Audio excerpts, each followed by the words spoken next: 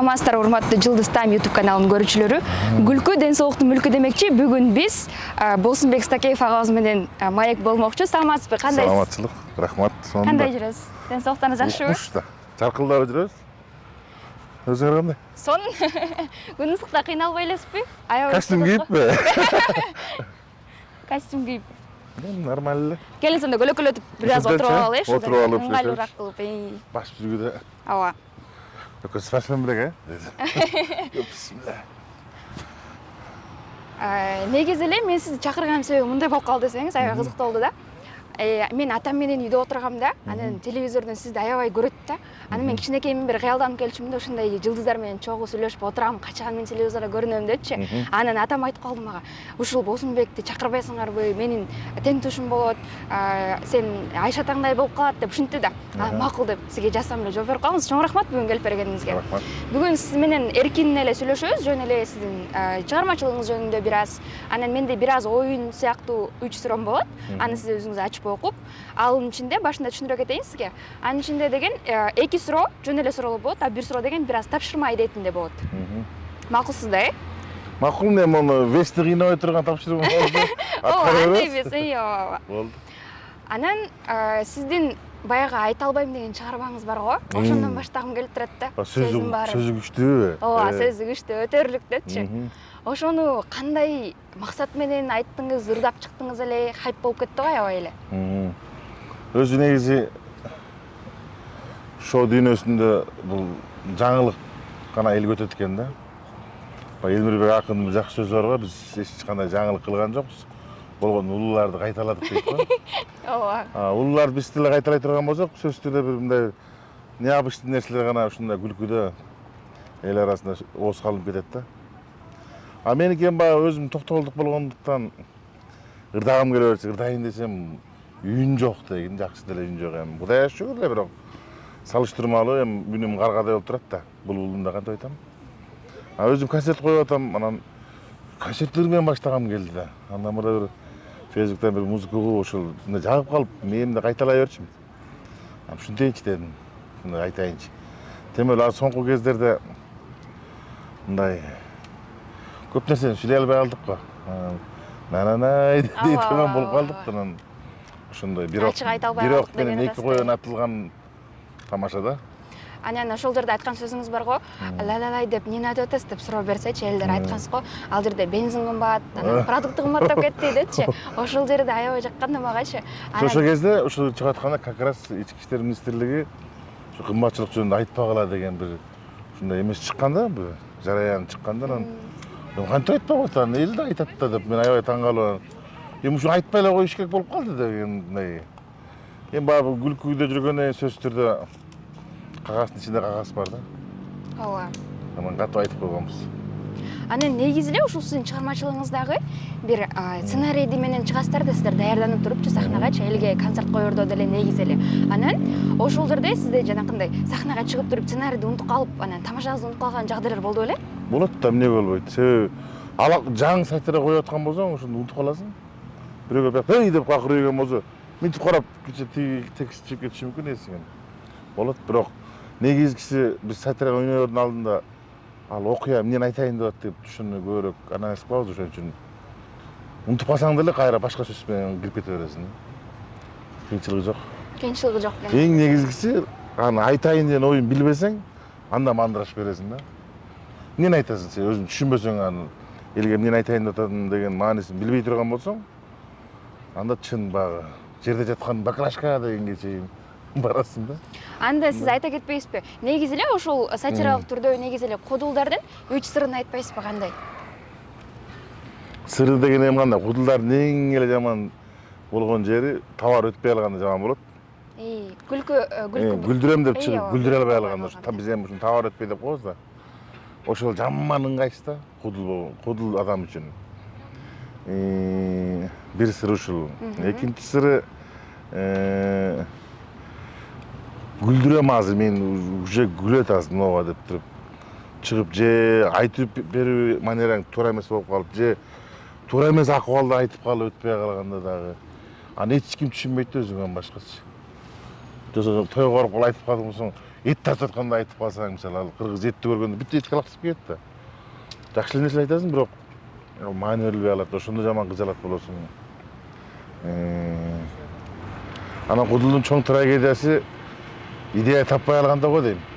Ошо идеяны сиздер каяктан аласыздар? Ар кайсы жерден алабыз. Дордойдон алабыз. Идея эми жашоо тирүүлүк бар жерде сайтыра бар да.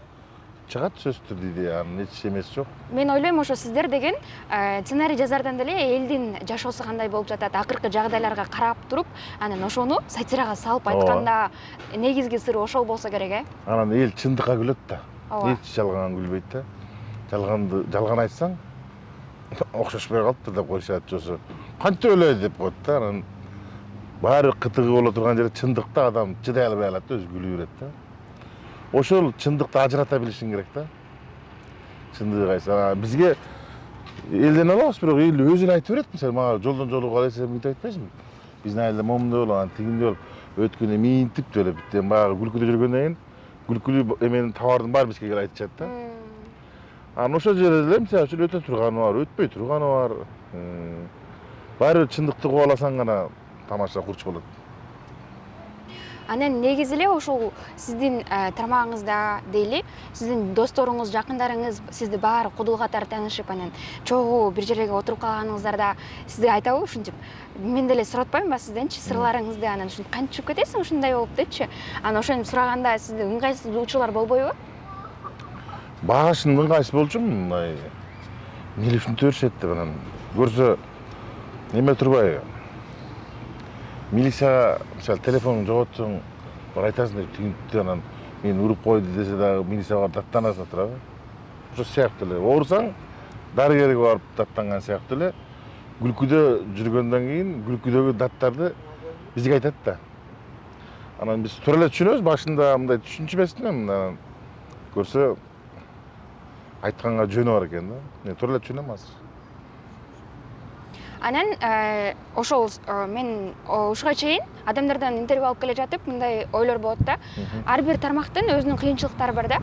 Анан сиздерде мисалы жашоого болгон көз караш башка, ал эми сатирада да сценада адам өзүн башкача алып жүрөт да баары бирчи. Себеби дегенде сахнанын адамдары башка, анан жашоосуна келгенде ал башкача адам болот. Анан ошол нерсе сиздерге залакасы тийип калбайбы, зыян тийип калбайбы? Сиздер мисалы ошол саясатты, негизи эле бир улуу адамдарды бир аз сатира түрүнө салып алып, анан сиздерге келип ушинтип жүргөнчү? Ооба, туура. Фактор болобу? Эми сатираны деле кечке ашкере шылдыңдап, ашкере уят кылып, аброюна шек келтирсең, ал не только саясатчы, жөнөкөй адам деле келип жооп беришке туура келет. Адамдын укугу бар деген бар. Анан эми ошол Кудулдун тили менен, сатиранын тили менен айтсаң, жакшы эле да, анын эмеси коомду тарбиялачу эле бир бөлүм болуп калат бул делечи. Себеби адам урушуп, мээсине кайталап куйгандан көрө күлдүрүп айтсаң эсинде көбүрөөк калат да. Ошон үчүн колдон келишинче мындай туурасын, анан чындыкты, анан сатиранын тили менен айтканга аракет кылыш керек да. Ооба. Азыр эми көбү кагаз короо, кыргыздын тамашасында кагаз короо деген бар да. Кагаз короп сүйлөсөң деп коет го. Ооба. Ошол нерсе бизге аябай керек да. Биздин кыргыз эли улуу эл да, маданияты терең. Мисалы мен өзбек, казак туугандардын, коңшулаш өлкөлөрдүн эмелерин тамашаларын биз окшош го, баягы көрүп калабыз. Ооба. Анан аябай нерселерди айтып коюшат да, мындай саясий эмес, мындай белкиндей төшөк-бөшөк жакты көбүрөөк айтып коюшат. Бирок эли көп деле эметпейт да. Көнүп калган себеби алар. Билбейм кандай экен, эми ал жагын тең түшүнбөйм, бирок көп деле реакция. Бизде кичине эле айтып көрчү. Ушундай алып чыгып тепкенде эле гол болуп кетесиң да сразу. Анан коомдун да ошондой реакциясы, биздин коомдо ошондой жазылбаган мыйзамдар бар да. Ошолорду ачыкка чыгарып жүрсөң, эл тепкиге алат. Аны сөзсүз кыргыз болгондо билишиң керек. Анан кагаздын ичине кагаз короп айтсаң, негизи күлгөн адамдарчы, акылдуу адамдар болот да. Акылдуу адам гана күлө алат. Себеби ал түшүнөт. Билет, акыл жетет, анан салыштырып, анан күлкү жаралат, анан эгер түшүнбөсө кантип күлөт анан. Ошон үчүн кагаз короп берсең, юмор түшүнгөндөр күлөт, юмор түшүнбөгөндөрдү, деп бери карай айтсаң деле ал кечке кайра сурап туура айтасыз. Ооба, адамдардын кабыл алуусу ар кандай да азырчы ар ким. Мисалы билимдүү адам өзүнчө кабыл алат. Ал эми билими жок адам өзүнчө, карапайым адамдар өзүнчө кабыл алат да. Бирок бул жерде бөлүп жаруу эмес, бул жерде адамдын аң сезими роль ойноп жатат да. Ооба, сөзсүз түрдө. Ооба. Анан келиңиз эми башка темага бир аз өтөлү. Гүлжан эже жакшы жүрөбү? Жүрөт. Себеби дегенде мен сиздердин жанагы концертиңиздер бар го. Экөөңүздөрдүн концертиңиздерди аябай көрөм да. Дагы деле көрөм. Көңүлүм көтөргүм келгенде коюп алып элек, музыкасын үнүн бийиктетип алып элечи. Рахмат. Аябай жагат. Себеби дегенде ал жерде дагы бир чоң, терең маани жатат да.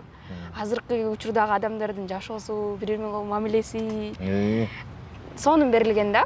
Анан буюрса Гүлжан эжени дагы кийинки эфирге чакырабыз. Анан сизден сурагым келген нерсе, негизи эле ушу чыгармачылыгыңыздагы эң жакын досторуңуз, эң жакын адамдарыңыз ошол өзүңүздүн эле тармактагы адамдарбы же башка чөйрөнүн адамдарыбы? Негизи мен Баарына кызык болсо керек бул нерсе. Мен бардык адам менен сүйлөшө берем. Менде ушул Кудайдан берилген, ушул Кудай берилген бул сыпаттан. Мен адам көп тандабайм да. Мен бир эле жерден айнып секирем, алдаса бүт уже көңүлүм калат да. Анда сиз нейтралдуу адам турбайсызбы анда? Негизи бүт адам менен сүйлөшөм. Мындай бул бай экен, бул кедей экен деп. Мисалы менин алкаш деле досторум бар. Аябай алкаш. Тим эле эманга салып койчусуңуз момча. Бол срочно бол карым коюлуп бартат дегендер бар. Алар менен сүйлөшөм. Ошол эле момент ошол эле аябай высокомерный достор бар. Ушулардын жанында неге турасың дей беришет. Бирок сен турбай эле кой, мен турам дейм. Менде адам тандоо жок. Ооба. Бул суроону неге бердим дебесизби? Себеби дегенде мен сиздин көптөгөн ошол кодуулар, концерттерди көрдүм. Анан сизди чакырадан мурда баардык интервьюларыңызды карап чыктым да. Кандай суроого кантип жооп берет болду экен, болсун буягай депчи. Анан мен кантип ача алсам болот экен деп. Анан ошол жерде мен байкаганым, сизде бир адамдык жөнөкөйлүк сапатыңыз бар экен да. Ошол нерсени байкадым. Себеби дегенде кээ бир адамдар болот жылдыз оорусу кармап кеткен, кээ бир адамдар болот өзүн аябай сезип кеткендер, кээ бир адамдар болот өзүн бир зонадан чыгаргысы келбеген, сызыктанчы, жок бул жагын билбей калса экен депчи. Ал сиз менен эркин сүйлөшө алган аябай жеңил экен да. Анан негизи эле ошол сиздин жашооңузда адамдык сапат дегенде эмнени баалайсыз эң биринчи эле? Эми адамдык сапаттын аябай көп түрү бар да, карындашым. Бирөөлөр жөнөкөйлүктү адамдык сапат дейт, бирөөлөр кичипейилдик сапат дейт. Кыскасы жакшы нерсенин баардыгы адамга тиешелүү да. Аны амал кылууда да биз көп эле угабыз күндүк маалыматтарда адам бол, тигиндей бол, мындай бол деп айтат, бирок аны амал кылган эч ким жок да. Иш жүзүндө баардыгы эле өзүнүн жердеги тар дүйнөдө иштеп кетет да. Эми жакшы сыпаттарга ээ болуш үчүн ал менен күрөшүп, ал менен ар дайым амал кылып туруш керек. Текеберлик, ойгонгон жерде текеберликти жок кылып туруш керек. Ошондо мындай бир чубакачыда эле бир эменин жакшы эмеси бар. Аябай мындай жаның күйүп, чычалап, бирдеке жакпай, неге мен ушундаймын деген суроо болуп калат го. Ошол кезде шап өзүңө кийинкилерди кара дейт да. Өзүң келип каласың дейт да. Мүмкүн мен ошон үчүн шүгүр кылып ийем көп жерде. Кудайга шүгүр эми деп. Мындай немеде ким эметип атыптыр деп өзүм суроо, анан базгай алам да. Ошондой. Мүмкүн ошолордун таасиридир деп. Ооба, чубак эже айткандай сиз айтып калдыңыз. Кайсыл жерден келгениңди унутпашың керек деген бар да. Ошондой. Эми мындай ойлойм. Жашоо эми кайгырсаң деле өтөт жашоо. Ооба. Зыңкыйсаң деле өтөсүң. Жөнөкөй болсоң да өтөсүң да. Анан эме элестет, коом моундай болуп күндө күнгө мына саясатта деле көп адамдар алмашып, күндө улам маскаларын көрүп атабыз. Күлкү болуп жүрүшөт ар ким ар кандай болуп. Анан зачем андай? Андан көрө мына жүрөктү эле мындай карасаң, жүрөк өзү эмнени каалап атканын айтат да, ошону эле аткара бериш керек болду. Анан акылга салып алып, кыйналып, атандашып, эмнеге мынтип кой, тигинтип кой деп кичинекей нерсени кубаласаң, анда бир мазаптын азабы да. Ооба. Сиз жүрөк деп калдыңыз. Анда сизге дагы мындай суроо. Жүрөк менен башкарган жакшыбы же мээ менен башкарган жакшыбы? Негизи жүрөк менен башкарган жакшы. Сиз негизи көбүнчө кандай? Мен жүрөккө салам көбүнчө. Жүрөккө салам. Бирок кээ бир жерде акылга салышка да туура келет да. Бирок акыл алдап коюшу мүмкүн да. Жүрөк алдабайт. Сен мындай эместен эле жүрөк бар же барба дейт да. Ушуну калып кала беришкен жүрөк калуу. Кээде бутун тартпай атап коет кыргыз эми ушуну мындай жөнөкөйлөтүп. Неге бутун тартпай атты ушуну? Бутун тартпайса барбаш керек да. Ал бар жакка кыйратпайт ачы. Сөз бир приключение болуп бир чолосуң. Ана баргың келип аткан болсо, кандай качпаш керек, кайра барышың керек да. Ошол жүрөк да, ошол жүрөктүн каалоосунан акылга салсаң, конечно, ар кандай ой келе берет да. Жүрөккө салыш керек. Бирок кээде мен деле акылга салып мен баары пенде экенбиз. Иштесең деле үстүңөн бирок болуп турат нерсе. Ооба. Анда биздин суроолорубузга бир аз басым коелук, кимге берип коесуз бекенибиз? Бул жерде агай 3 суроо бар. Өзүңүз тандап аласыз. Мен окуп берем сизге. Ачып туруп. Бисмилла. Сиз бир окуп алыңыз, анан мен окуяйын, да? Бул суроо редакция менен чогулуп алып, анан кеңешип түзгөн суроолорубуз. Келиңиз. Иманкулов агайыбыздын, Абдылдай Иманкулов агайыбыздын сахнадагы бир тамашасын, анын образында аткарып бериңиз. Келиңиз анда. Эми ал кишинин образынчалык мен бере албайм, бирок аябай мындай Аракет кылып көрүңүз. Ооба, аракет кылам.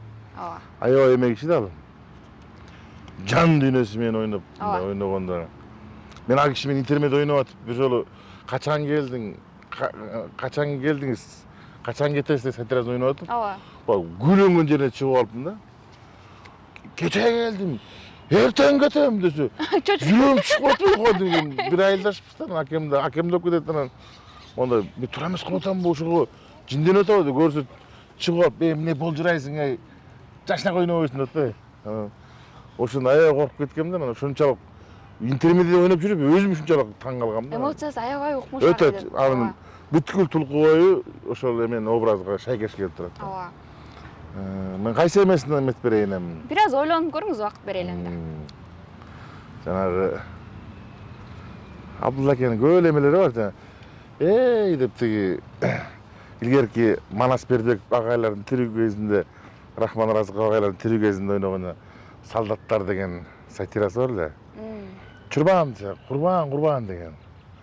Ошондо Абдулла акен бир эмес чыгып, кагазды окуп алып, эшектин мээсин жеген келеше болсоңор, менчилеп кагазга жазып алгыла дейт. Ушул образ жагат да. Дагы кайсысыңыз бар? Өткөндө эле чогуу бир сатира ойнодук. Анда дагы тиги аялынан коркпош керек. Эркекти бол укам деп аябай бизге Союз экөөбүзгө аябай акыл үйрөткөн сатира бар да. Аңгыча эле жеңем Союзге эле жеңем тиги үйгө барбайт экен. Нан камыр жүрүп койдум, нан жаап койсун да десе, чап ушерде тура калып, ысыктан жейсиңер дейт. Балда эркек болла дейт. Ошо жери жагат аябай. Онан ирпичсе кылып атсаң да мындай Абдулла кетигине жок дегенде түнөлө өзүң чоочуйсуң ушунчалык. Эки сагын жаап, колдорун титирет, укмуш мындай ойноп берет. Ал киши ойной албайм действительно бирок. Ошо азыркы давайте ушул кадрды алалы. Яг окуй дедиңиз го, мени карап ошондой туруп койсоңуз, ошону кошуп коебуз. Жарайт. Качан келдиңиз? Кече келдим. Качан кетесиз айылга? Эртең кетем. Мен бүгүн эле кетип калайынчы силерге. Сонун болду. Ооба. Ушундай кыска дейт. Келиңиз анда кийинки суроону ачып берелиги. Дагы экөө бар.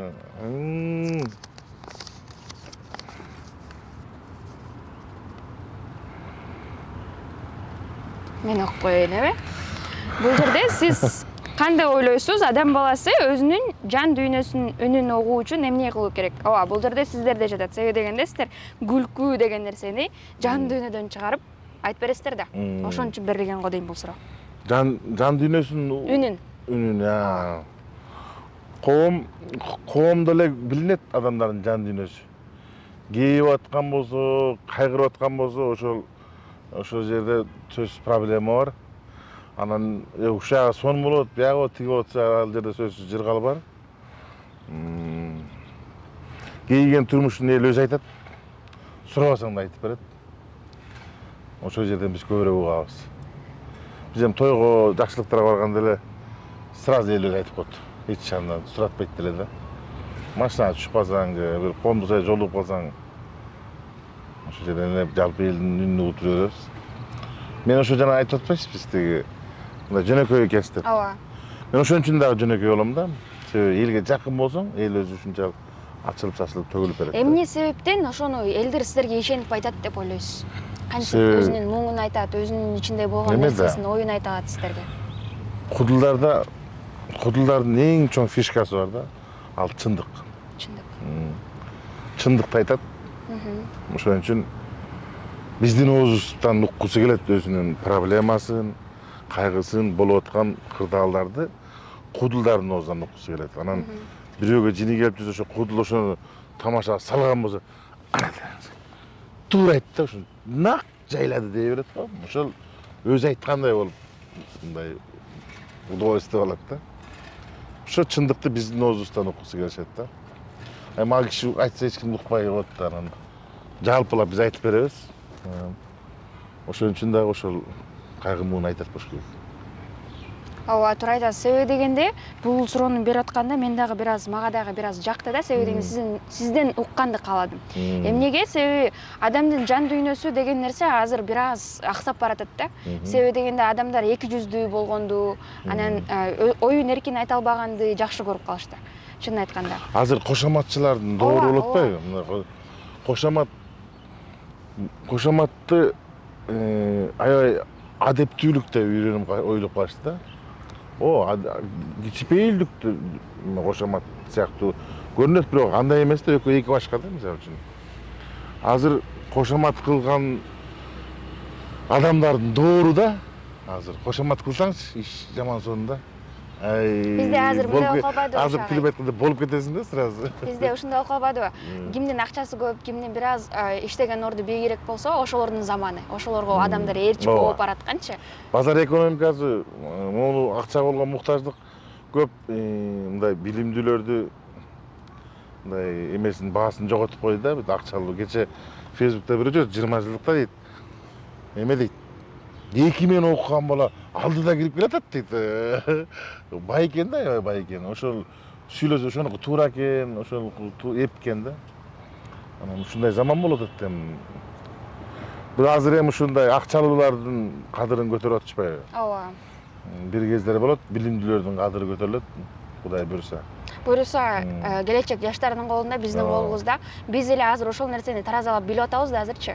Анан буйруса келечекте биз сиздердин убагыңыздарга келебиз. Ошондо баары өзгөрөт. Бул нерсени биз да өзгөртөбүз, ооба. Сөзсүздүү. Анан эми баардыгы эле биз коңго шылтап кое бербейчи, өзүбүз да баарыбыз амал кылышыбыз керек да. Айтып эле койбостон. Эртең келет, бүрсүн келет эмес, бүгүн эле баштай баш керек. Бүгүн так болуш керек, бүгүн эми жашоо айтып атпаймынбы? Ушу Кудайдын күнү таң атат, Кудайдын күнү кеч кирет. Кандай жашасаң деле бул дүйнөдөн өзүңдүн саатың, мүнөтүң бүткөндө кетесиң. Бирок ошол жерде жашап өткөндөгү ортодо абирлер да кара курсак кичинекей нерсеге тоет. Башка муктаждык чечилет, бирок адамдык баягы жоготуу, анын жүрүм туруму башкаларга жаман үлгү бойдон калбаш керек да. Биз мисалы ошого аракет кылабыз. Эртең баланча деп мисал калып кеткенден жаман нерсе жок да. Келиңиз анда акыркы суроону алалы, ачып коюңузбу? 15 казым иштеп кеттим. Атайын ушундай өзгөчө форматта кылалы дедик сизге. Кызыктуураак болсун деп.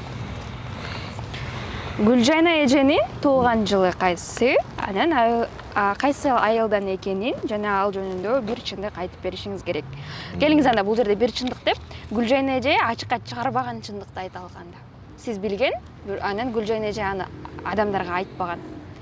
Или ушак болуп калбайбы? Ушак болбойт. Биздин формат ушундай болуп атпайбы? Буйруса, Гүлжайна эже да конок болуп келет. Кыйбат кылыпсың деп. Анда ага да ушундай суроо беребиз. Эми Жайна Аксы районунун Кызыл Көл деген жеринен болот, 82 жылкы. Сиз канчанчы жылкысыз? Мен 84. Ооба. Чындыгын ал жөнүндө бир чындык айтышым керекпи? Бир чындык айтышыңыз керек. Күйөөсү 84 жылкы. күйөөсү өзүнөн 2 жаш кичинекей. 2 жаш кичинекей. Ушундай сөз го. 2 жаш кичинекей. Аны эч ким билбейт белет ошо. Эми өзү ачык айтпайт, мен айтып кое берейин эми. Эми Кудайдан мен жашырмак болгон никелүү жолдошу. Ошо аяшым болуп калды жайна мен. Ооба. Ал мен дос балам. Анда келиңиз ошол Гүлжайна эженин сизге жаккан сапатын айта кетиңиз. Гүлжайнанын мага жаккан сыпаты мындай. Тартынбайт да. Тартынбаган сыпаты жакшы. Тартынбай тамашачы менен баардык ишти бүтүрөт. Дагы жакшы сапаты дардаңбай. Мындай кыргызга тиешелүү жакшы сыпаттарга ээ. Анын үстүнө баягы агайдын колуна ал окуучу болуп келип, мен да окуучу болуп барып, мындай бир атанын балдары кыздарындай элебиз да. Экөөбүз. Бир тамашаны айтып берейинби? Келиңиз. Театрга бир жолу жайна жынсы юбка кийип келди. Жаш кезиңиздерде. Ошо жаңы театрга барып, биз барып калганбыз, жайна барган кезде. Жынсы юбка байым адам тигет, юбка кыйшык экен да. Кыйшыгы бизге Кудай берип калды, бир кемчилик көрсөңөр түмө эле ийжай бербей эле, жайна. Юбкаң кыйшык экен деп калган. Кыз бала да тултунда эле агай келип калса эле, Рахман агай келсе эле, агайдын алдына чыга эле, ой караңызчы деп театрдын фаязынан бозотпой. Мен юбкам кыйшык экен деп. Басасың, Рахман агай айтып коет, карап. Жо юбкаң нормально экен, жамбашың кыйшык экен деп. Аябай күлдүк ара. Агай ушинтип тамаша кылып баарыбызды чөктүрбөй, көтөрүп кетсең, түшүрбөй эле тамашалап коет да. Ал агайды да эч качан аты унутулбайт. Ооба да. Ал өзү ал киши айтчы. Мен 2 муун жашайм дейт. Кандай 2 муун дегенси? Менин шакирттерди айтат. Устатым Рахман болгонду айтат дейт. Акыйкат ошондой эле. Оозубуздан түшүрбөйбүз. Себеп агай да. Бизди тамашага үйрөткөн киши да. Анан сиздин оюңуз боюнча кандай ойлойсуз? Ошол адамдардын ой жүгүртүүсүн азыр кандай методдор менен өзгөртө алабыз? Кантип жеткире алабыз ушинтип сүйлөшүп отуруп делечи?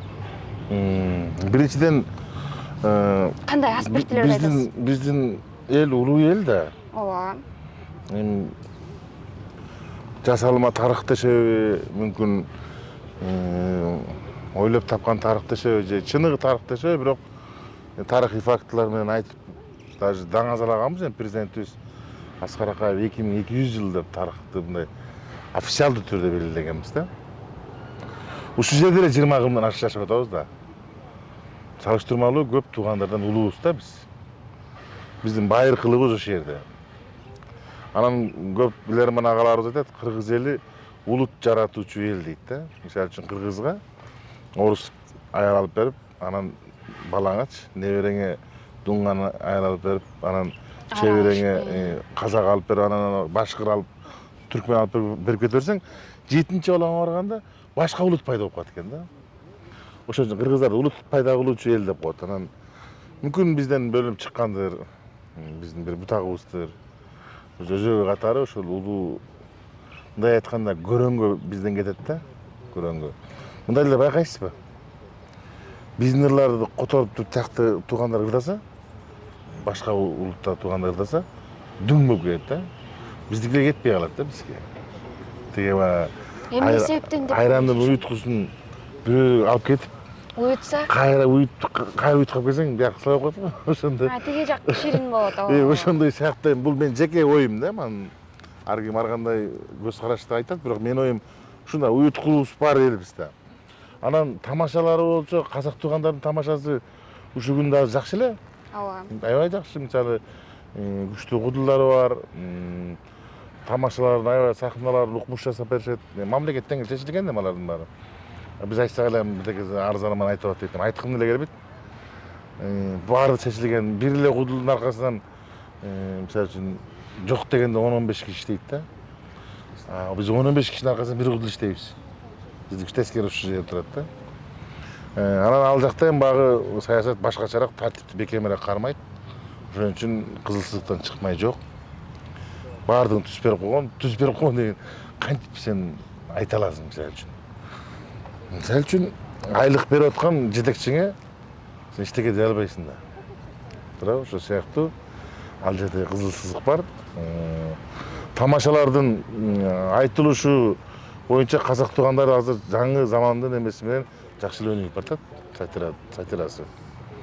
Наоборот, биз кичине мындай Аксап баратабыз. аксаганда эмес, мындай бир жайыбыз да что-то. Жайыбыз да. Себеби бизге анча көңүл бурулбай жатат да бул тармакка. Эми билбейм, бул кудулдар биз бага чейин айтып эле жүрөбүз го, эми баягындай турмуштун өгөй балдары сыяктуубуз да. Ооба. Мамлекеттик иш-чара өткөн жерде бүттүк таланттардын бар түрү катышат. Мисалы акыны, скрипкачынан бери катышат, мисалы Оғуз комузчу. Бирок байкайсыз, бир да кудул катышпайт. Ооба, байкаганым ошол болду. Эч кудул катышпайт. Неге ошо майрамга шайкеш деле даярданып айтып койчу кудулдар бар. Бирок аны чакырбайт. Биз эми могу кийинки муунчу. Себеби эмнеге дегенде көйнөгүбүз жаман жерин жыртылып калган окшойт. Чоң кудулдар прямо эле нөлөфкөгө ата берип, анан булардын дагы келсе бирдеке деп сүйлөй берет. Коркушат да. Деп ушинтет да. Эми кана биздин оозубузду айткан эле шарт заман өзгөрүп кетсечи, ушундай айтып өзгөртүп коет элек, андай эмес, просто коомдо дагы бир өзүбүздүн ордубуз бар, бирок кээ бир эме боюнча көп бул элдик эле талант да. Элге эле керек нерсе дейт, бул мамлекетте жок. Бир жылдары Рахман агай ушу Маданият министрлигине кат түрүндө кайрылдым деп аткан. Бул кудулдук өнөр деген кыргыз элинде барбы? Эгер кудулдук өнөр деген кыргыз элинде жок болсо, Куйручук, Жошбай, Асанкул дегендер өзү булар ким болуп калат депчи. Дегенден министр айтып алып, ой Рахман аке жакшы теманы көтөрүп келиңиз сүйлөшөлү деген дейт. Ошол бойдон сүйлөшүлбөй калды. Ушундай да, ушундай эстетсең эстейт, эстебесең атайын эстелбеген кесиптин ээлери болуп калабыз биз. Анан эми мүмкүн бизде деле ушундай шарт түзсө өнүгөт болушу керек деп ойлойм мен. Айтып атпайбы, көрөнгө бизде болгондо эмне шириле кетет. Ооба. Анда биз уюткубузду кайра жаңылашыбыз керек экен, Жаңылаш керек, же бир ошондой таланттууларды көбөйтүш керек да бул тарапкачы. Көбөйтүү деген тарабында анда сиздер мисалы ошо кудулдар, сиздин коллегаларыңыз мындайча айтканда, алар менен сиздер жаңы келген шыгы бар адамдарды окута аласыздарбы? Ошондой курстар барбы? Жок, биз эми азыр деле бир эки психологдон кечке бир 2 ай лекциясына катышып коюп өздөрүнчө психолог болгондор көп го. Ооба. Антиэми билген нерсебизди үйрөтөбүз, давай кегиле деген нерсе болсо үйрөтүп кое алабыз, бирок бул өнөр башка нерсе талап кылат да. Мисалы үчүн келип алып, мен эмнеге кудул болгон жокмун деп азабын жеп берсең эмне кыласың? Анын эмеси товар өтпөй атса, ага да жоопкерчилик бар да. Бул өнөрдү эл өзү сүйүп, эли көтөрмөйүнчө мындай алып чыга калыш жаман кыйын да. Анан келип көрөсүң, ошол жерден иштеп товарың өтсө жүрөсүң, өтпөй калса башка тармакка кете бересиң. Бул ушундай кесип да. Мисалы сиздер Рахман агайдан билим алдыңыздар, анан аны көрүп өстүңүздөр. Буюрса сиздерден дагы ошондой муундар чыкты да. Ооба, шакирт деп аны сөз түрдө, аны кыргыз элине Кудай берсе, баягы эмебиз келгенде шакирт даярлайбыз. Себеби дегенде эмнени алдык, кайра эмнени беребиз деген сөз бар да, анан элибиз үчүн калтырабыз да. Жок дегенде бир эки шакирт калтырабыз, эми кантип калтырбайлы. Азыркы учурда барбы ошондой окуучулар? Жок, азыр биз эле мына агайдын өткөнүнө 2-3 жыл болду. Бир өзү шакирт болуп жүр, эми мына өз киндигибизди өзүбүз кезип. Анда агай, мен сизге шакирт болуп барат окшойм го. Сизге окшоп сүйлөп, кандай айттыңыз? Кагазга ороп сүйлөгөндү үйрөнүшүп. Ооба, кагазга ороп сүйлөгөн жакшы да. Негизи кыргыздын тамашасында тамашанын көп түрү бар. Какшык бар, кыйытып айтмай бар, мисалы үчүн, төгүп айтмай бар, мисалы үчүн, ыр менен ширелиштирип айтасың. Көп түрү, Күмөндөр агай да айтып калат, бир 40 канча түрү бар экен да. Ошол биз ашып келсе 5-6 эле колдонобуз да биз. Байкайсың, кээ бир кудулдардыкы мисалы үчүн какшыкты жакшы айтат. Ооба. Кээ бирлер жана мисалы жайына быдылдаган эмени жакшы айтат. Ошого көп канаттанат да.